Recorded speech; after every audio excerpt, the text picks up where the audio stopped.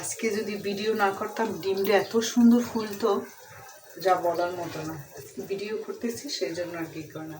আর Facebook মামা নাকি ডিম ভাজি পছন্দ করে, যারাই ডিম ভাজি ভিডিও দেয় তারাই নাকি ভাইরাল হয়ে যায়, তাদের ভিউ হয়।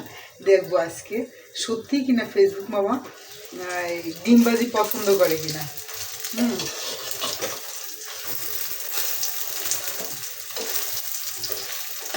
আর এই জন্যে আমি আজকে যে ডিম কী করছি, এটা আমাদের বরিশালের মানুষ এই ডিমটা বেশি খায়, ডিম পোস্ট করে রান্না করে। হ্যাঁ, আর আজকে ডিম ভাজি করছি ফেসবুক মামার জন্য।